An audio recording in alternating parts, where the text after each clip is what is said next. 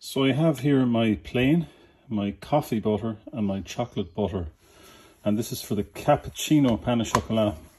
So what I've done is I've incorporated the butter as a 3 and I've rolled it out and I've given it 1/4 turn.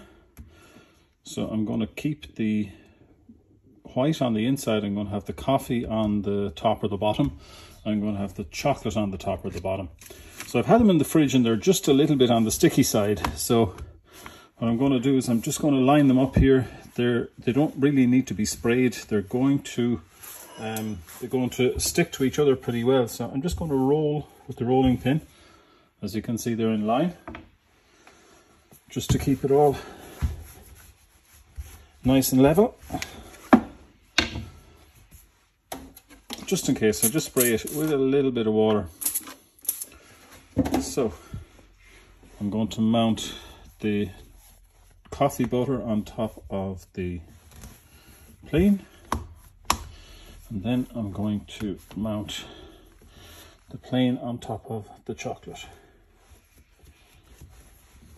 So you can see I have got 3 layers. So this is going to be the cappuccino or the mocha pain au chocolat. Chocolate, vanilla and coffee. 3 layers. So you can see in this 3-layer pastry that I have chocolate butter on one side, I've got vanilla in the middle, and I have coffee. So you can see the coffee it's just instant coffee, it's still a bit speckled. So I'm just going to continue to roll that out a little bit, and I'm going to cut pain au chocolat out of it. So just roll it out by hand. A little bit of flour underneath it so that it's nice and even and not stuck to the table. Just going to flip it. There we go. You can see a little bit of flour underneath. So again, this ice hockey puck technique I talk about. And as I roll the pastry, you can see that it actually flows. Look, it's flowing forward. See here? As I move. So it's not catching or sticking, which is exactly what we want it to do. Let me flip it onto the other side. So there's the coffee side exposed. Little bit of flour, and then you can see I'm actually rubbing the flour into it to form a skin, because I don't want to actually roll the flour into the pastry. And it rewards you by staying not sticky. So just be a little bit fussy with the edges. Keep it nice and straight.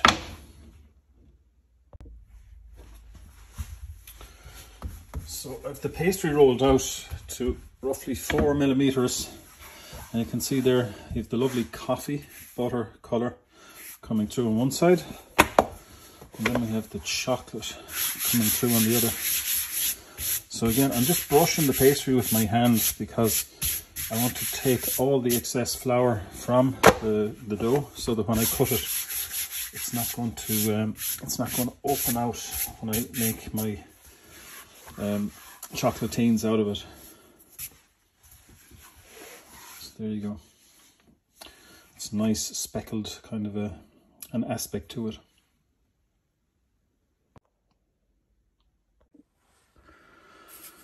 So I've rolled out my pastry. I fold it in half and I've inversed one side, so you can see one side has coffee exposed and the other side has chocolate exposed. And if you look, you can see the 3 layers there. You've got chocolate, vanilla and coffee. So the way I size my chocolate bar is, okay, you can measure it, but if you have a dividers, just pick up your chocolate bar and drop it, and that gives you the width that you need for your pain au chocolat. Again, I like to mark them with the wheels, but I like to cut them with a good French knife. It needs a nice rocking motion. These are going to be super. You can see we have one side chocolate, we have the other side coffee. So I'm going to have chocolate on the outside, the other will have coffee on the outside. So they're going to look quite spectacular as they proof and bake.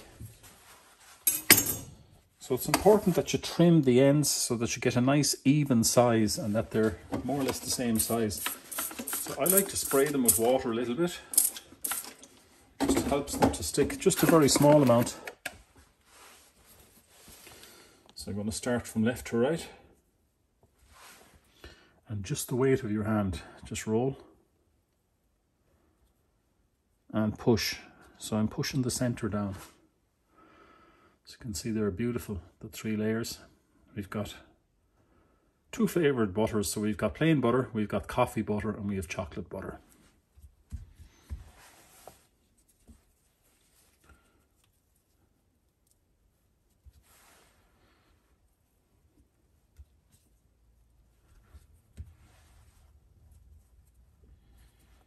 And then just to show you very quickly, this is what the chocolate one is going to look like compared to the coffee. So this one is the chocolate butter on the outside, this one is the coffee butter on the outside. Or you can have white on the outside if you don't want the colour to be too dark, and you can have the coffee and the chocolate on the inside.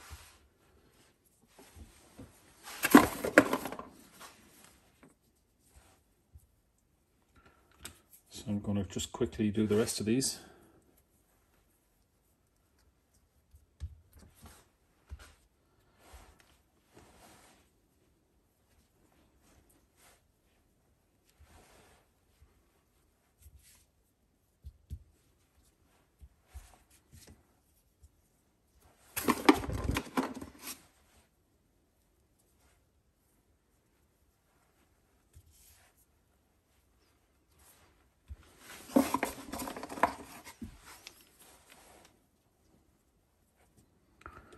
If you want to do smaller versions, you can actually split them in half. So maybe we'll just do a few of those. Do a few small ones. They're nice for finger food buffet. And all you do is break the bar in half. They actually look very pretty.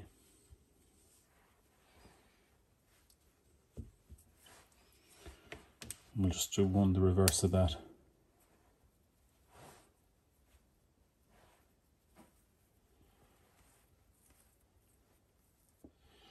So there we have a chocolate and a coffee mini. We'll do the same again here.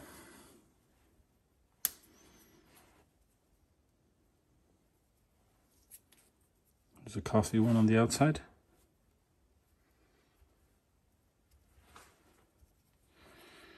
And here's a chocolate one on the outside.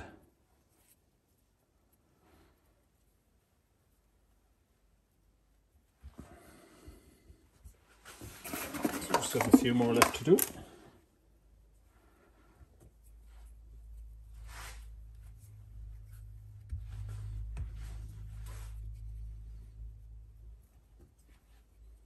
So you can see I'm using no pressure whatsoever. Just rolling it. And it's the stickiness of the pastry that's keeping it there. The shape stays nice and even as well on the edge, which is what you want. So you're not stressing the pastry. That's the important thing. You don't stress it.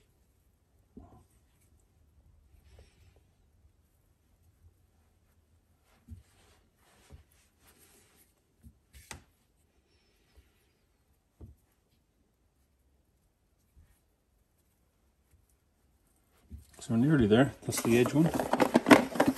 Sometimes at the very edge you'll get a little bit of marbling, a little bit of variance. Those ones are also very nice.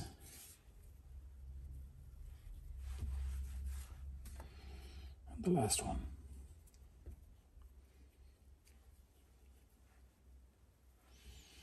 So I'm just going to line them all up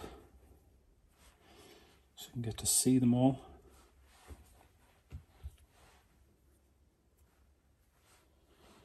Put the chocolate ones outside, coffee ones on the inside.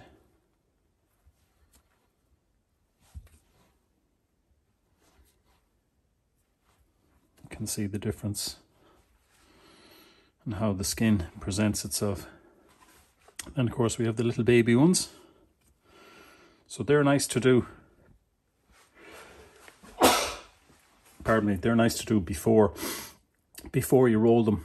Never cut them after you roll them in half, because you're going to put pressure down. You're going to break the layers and the chocolate, and they don't look nice. But they're a very nice size. So just taking this off, give you a look. You can see there the 3 layers.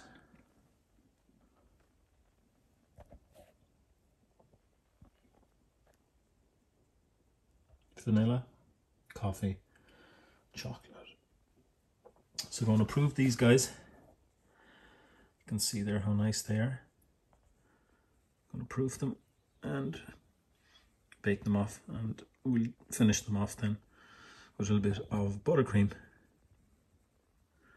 and a Cadbury's flake.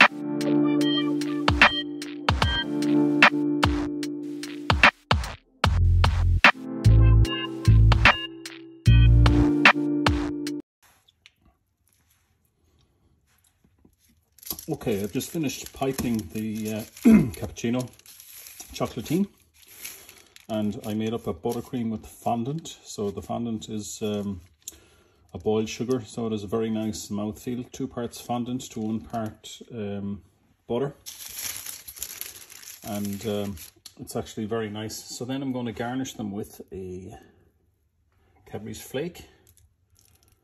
Not sure if these are available everywhere in the world, but they're really nice.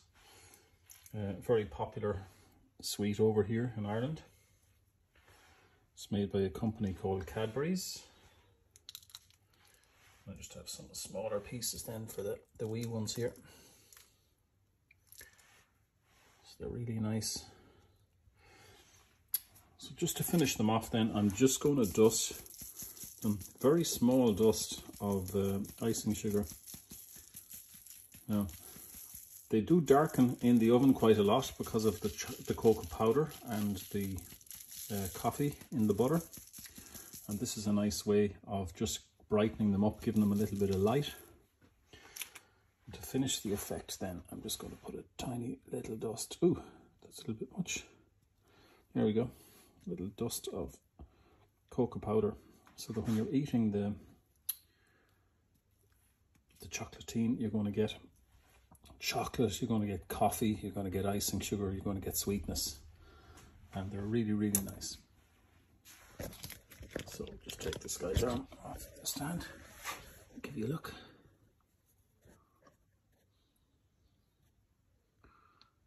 There you go. Cappuccino Chocolatine. Delicious.